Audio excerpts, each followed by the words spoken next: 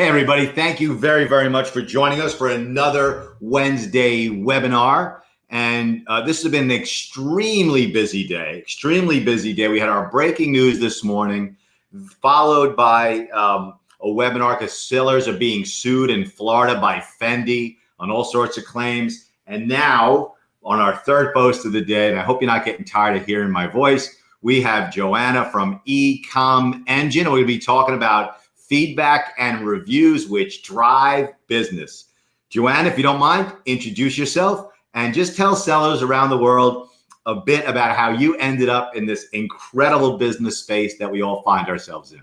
Absolutely. Thanks, CJ. Yeah, so being a part of eComEngine pretty much from the beginning, I've been here over 8 years, has afforded me a tremendous opportunity. And one of the most valued skills that I've learned over the years has been the ability to step into the seller's shoes and to empathize with our customers and the role they play as a seller in the Amazon marketplace. Well, it was 8 years. 8 years is a lifetime in this industry. You know, Amazon's just 20, right? And it only started blowing up with third-party sellers in the last 6 years, maybe 8. Right. What did you do before? What did you do before you entered our beautiful space here? I was a diehard number cruncher from that. I worked for a mortgage company. I worked in banking. And so this was just a great opportunity that fell into my lap, and who knew that I would fall in love with customer success? You know, I think that's huge. You know, I was a trial lawyer, okay? I did car accidents, medical malpractice, employment cases, and that led me to the place here where I'm very comfortable with business entrepreneurs. I always represent entrepreneurs and speaking and teaching people. And your number crunching, okay, is huge when it comes to getting feedback and specifically following terms of service to get reviews. Sure. So, so you did number crunching 8 years ago. You made a pivot, like most of us, into. I did, and you know, a surprising change has been on a personal level. Believe it or not, I'm a much better customer now that I've been on this end of customer service and customer success. As you can imagine, I spend a fair portion of my day addressing tickets that have been escalated. And as a result, I've learned a great deal of appreciation for those on the front line. My role as a customer success manager has made me a much nicer, much more patient customer. That's very funny. What made me, I think, nicer and more patient was my divorce. Oh my.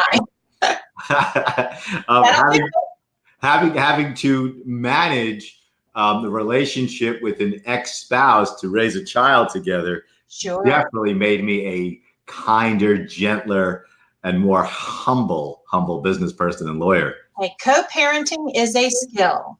Co-parenting is a never-ending skill that you're always failing at.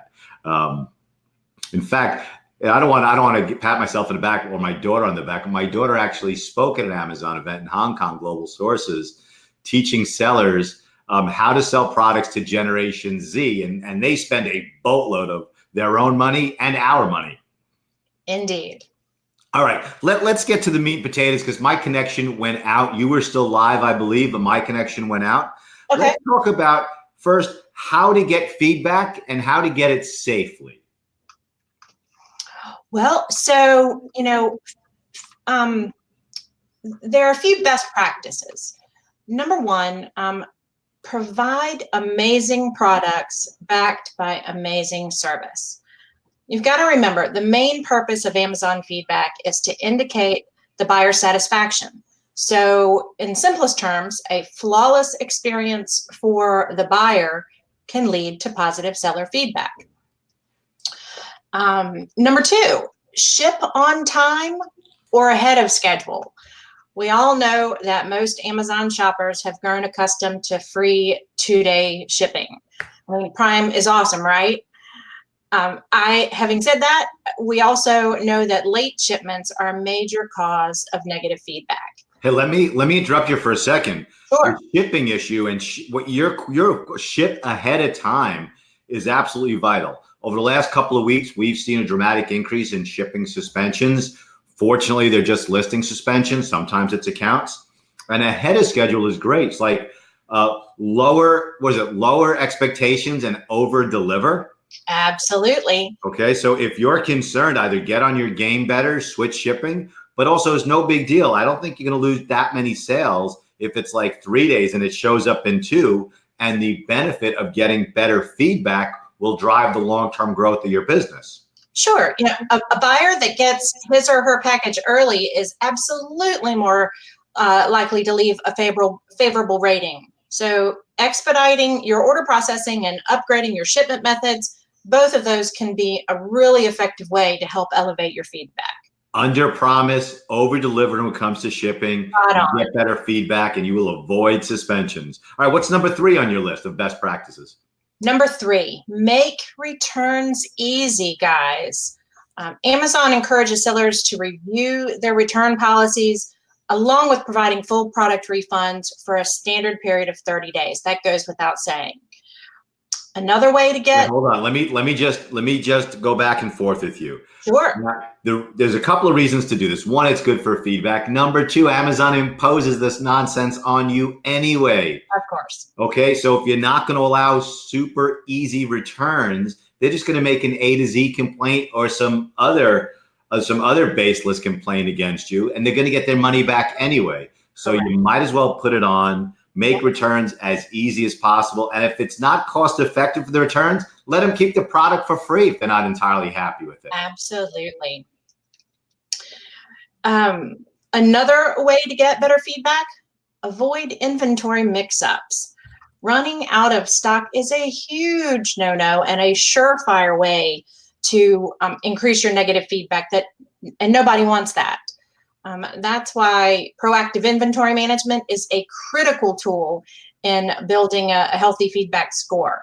I love that we are on the same page. For those of you out there, Joanna and I have never met in person, but I've worked with our company and Liz for years. I don't even know how many years it's been, but it's been a really long time.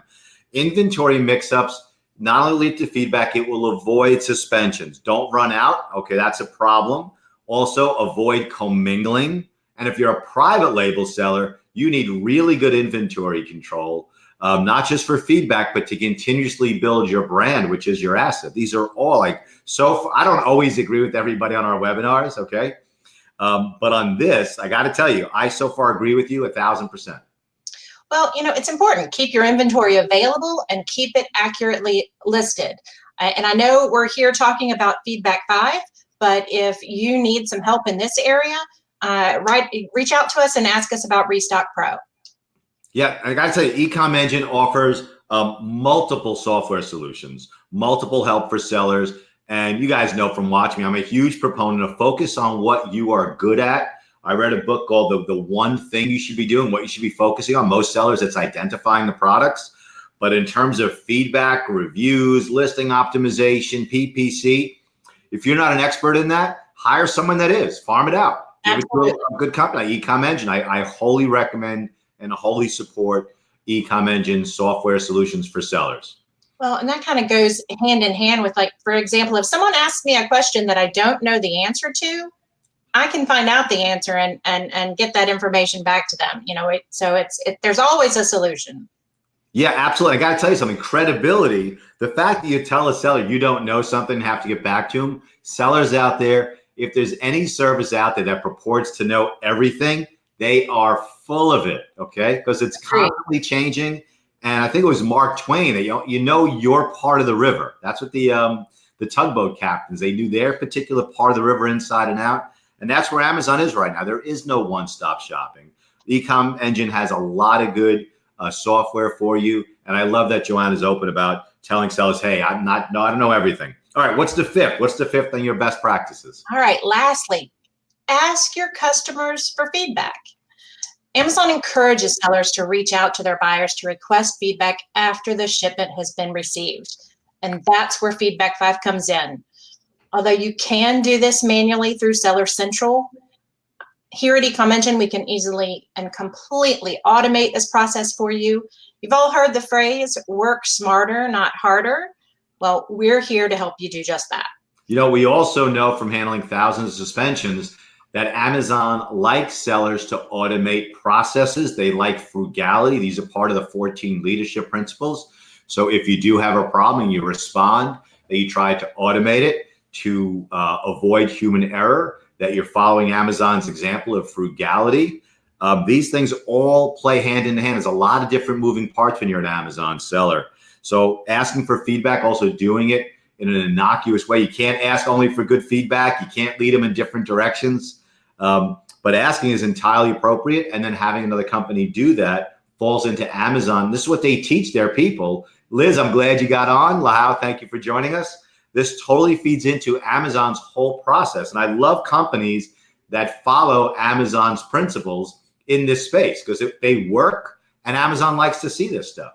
Absolutely. And we actually have a feedback request template that you can download. And Liz, if you'll pop that link in, that would be awesome.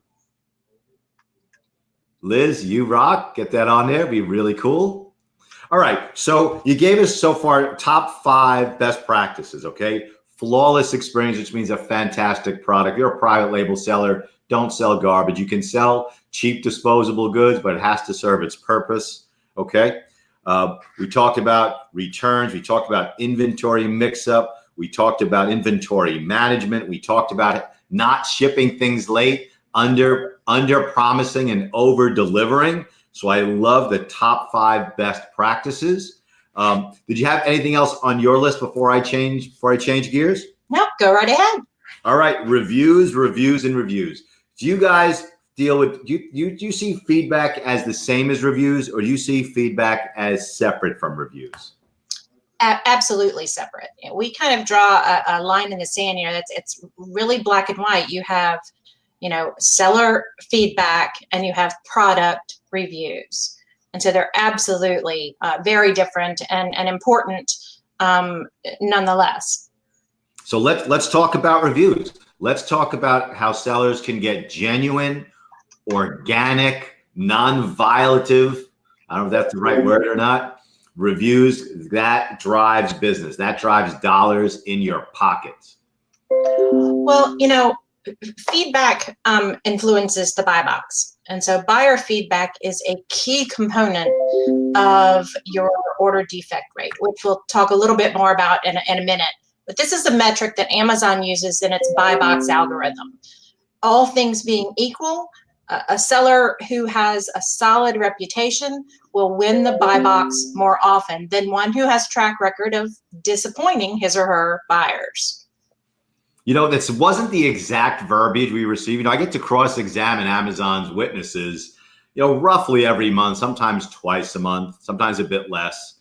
And they'll never reveal exactly what the algorithms are. The individual witnesses claim that they don't know everything, but we get bits and pieces. But certainly the ODR rate, certainly the feedback, certainly the reviews, these all go into getting that buy box, which amounts to like 98%, of the sales at any given listing. So this has all exactly been reinforced by Amazon's internal staff. Right. And now also keep in mind, buyers can view your feedback rating. Amazon tracks all of the feedback you earn as a seller and uses it to compute your overall feedback score.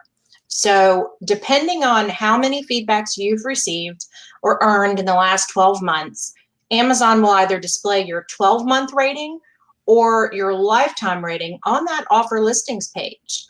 I think we all know also that Amazon penalizes bad sellers. And I don't really like that term bad sellers, but, so I mentioned the order defect rate. Amazon also uses this metric to continuously reevaluate its relationship with your business. Sellers can be suspended. Sellers can even be banned completely if your feedback rating slips below certain performance targets. Right now, I believe that Amazon requires sellers to maintain an order defect rate of less than 1%, which is an incredibly small margin. Incredible. In traditional retail, before all this Amazon, I'm going to use a Yiddish word, mishigas, okay? Before all this Amazon craziness, traditional retailers anticipated returns up to 20%. That was a normal cost of doing business. You have that on Amazon, your ODR is 20% or higher, and you're out of Yep, you're out of there. Right, you don't exist anymore. And what I love is Amazon sellers all over the world have risen to this insane level of perfection to be flawless in their product selection, flawless in their customer service. So this is exactly right. And tools help you get there. Tools help you maintain this ODR of less than 1%, just so you can stay in business. And these are really, really great tools. So let me ask something. How does someone get started with eComEngine, whether it's regarding feedback, trying to get the buy box, trying to get more reviews? How does it logistically work with ecomengine.com? Well, Amazon feedback is arguably your most vital business asset. Think of it this way. If you wanted to buy a competitor's store, what's the one piece of public information that you'd look at first? The seller's feedback rating, right? I know I do, and I am a certified Amazon shopping junkie. I keep UPS in business. Having said that, keep in mind, some buyers skip the buy box. While it's true most orders occur via the buy box, some buyers opt for the seller with the highest feedback rating. And so I do the same thing. Most buyers are buying just in the buy box. It's right in front of their face. It's right there. Also, everybody, there's a link in the comments. If you haven't seen it, Liz put a link in the comments for your free feedback guide. Okay, so please click on it and check it out. But I look more for the reviews for the product and the feedback for the seller. Because one, I don't want to have any issues, and number two, I never complain anyway. Okay, so sellers out there, if you send me, I don't care, a cup. You send me a cup that leaks, I'm still never complaining about an Amazon seller, because I'm here to help you guys. Well, CJ, think about this. Feedback is a competitive advantage. More than 300,000 new merchants, folks. Think about that. 300,000 begin selling on Amazon each year. That's a lot of competition to contend with. So each positive feedback that you receive provides a key competitive advantage to help protect your business against that growing number of sellers. And it protects you on multiple levels, because if you're growing and let's say you need investors, that's what they're going to look at. And let's say, remember the days of the golden parachute to build things to sell? And I know I would eventually like to retire. And my hope is that Famularo and Rob Siegel and Travis Stockman and David Miller would take the reins and I could just retire in Bali and scuba dive every day. But if you want to sell your business, okay, that is also, so that is your intellectual property. It's not really intellectual, that is your equivalent of today's intellectual property in terms of the value of your account. It's sales and stability. And if anyone's along that path, I can't recommend any other business broker other than Empire Flippers. They're tremendous people. But by having this feedback, you are building a real business that you can get investors, you build value, and you can sell and retire one day. Well, and another thing that I think nobody wants to talk about, but you really should talk about, is negative feedback. Yes, let's hit it. That was the next thing on my list. Well, I think we can all agree that not every buyer walks away happy. But there are steps, I promise you, there are steps you can take when negative feedback strikes. Number one, verify that it's a legitimate complaint. Buyers make mistakes, guys. It happens. So spend some time evaluating its accuracy. Ask yourself, is the customer talking about an order you didn't fulfill? Does the comment contain abusive language? Look closely before taking any action because Amazon has very specific criteria for removing that negative feedback. Amazon will remove a rating if it uses profane language, if it reveals too much information about the seller, or if it actually is a product review, which we're talking about the difference, very, very different. If it's a product review and not seller feedback. Also in that same vein, abusive language doesn't have to be curses or profanity. It could also be threats. Absolutely. It could be talking about you personally. Amazon's very strict about this as well. I mean, they're very consumer centric and third-party sellers are not as important to it as the consumers are. But abuse can take many, many forms. It doesn't have to have curses in it. It could have other defamatory or threatening language in it. Another thing to remember, and this is something we're working on. We're reading a book here at eComEngine right now about inbound cultures, and it's talking about being a helpful company. Well, as a seller, I want you to remember to help your unhappy customers. Oftentimes, a negative rating will fail to meet Amazon's criteria for automatic removal. And this leaves the seller with two basic options. Number one, you can do nothing, which I don't recommend. Or number two, you can make that customer happy.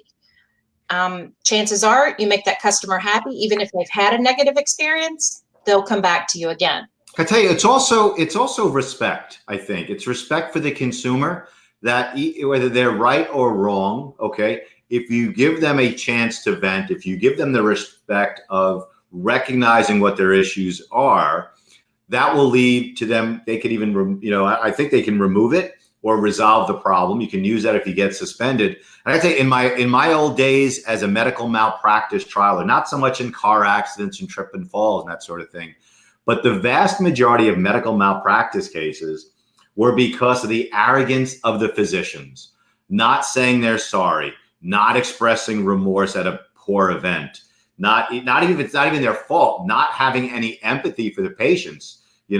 I had people who only brought lawsuits for deaths, for brain injured babies, for significant injuries, just because the doctor was a jerk. So by giving consumers the ability to just express themselves and respecting their opinion about your product, you could turn something bad into good. And let me ask your opinion on something. Learn from your mistakes, right? Yeah, absolutely. When I was at, there's a woman named Megla. She organizes a company, an event called Global Sources. And I heard a tremendous speaker talk about taking negative feedback and turning it into a positive, or negative product reviews. So like if someone with a really wide foot complained that the shoe was too narrow, you then build that into your detail page. Yeah. As painful as a negative feedback can be, it can serve as a valuable learning opportunity. Absolutely. And if you fix it before there's a listing suspension or an account suspension, right, you can then avoid it. Or if you get suspended, say, whoa, we received that feedback and we recognize that we need to, make our packaging better, under promise our delivery date and then over deliver. These things help. It builds a long-term business and it maintains your Amazon account tremendously. Sure. Well, and, talking about suspensions, I mean, obviously, making sure that the sellers are compliant with Amazon's terms of services is always in the forefront here at eComEngine and with Feedback 5. So, yes, proactive feedback management is permitted by Amazon, but there are very, very important rules that the sellers need to follow. Hey, we're running a bit out of time. Sure. So, accurate, abusive language, which could take many, many forms. Give me maybe two or more, one or more ideas in terms of negative feedback. We also talked about using negative feedback to improve your business. Well, if it happens to you, and chances are somewhere along the line it is going to happen, you can politely ask your customers to reconsider. Again, you mentioned, showing respect and being polite, and just, approach them the way that you would want to be approached, and resolve it. If there's always a resolution that's going to benefit both. I 100% agree. Okay. Anything else you'd recommend in terms of negative feedback? No, I think Liz has already posted the link to the guide. We also have an Amazon feedback compliance checklist. So if you haven't popped that in there already, Liz, if you'll do that for our guests.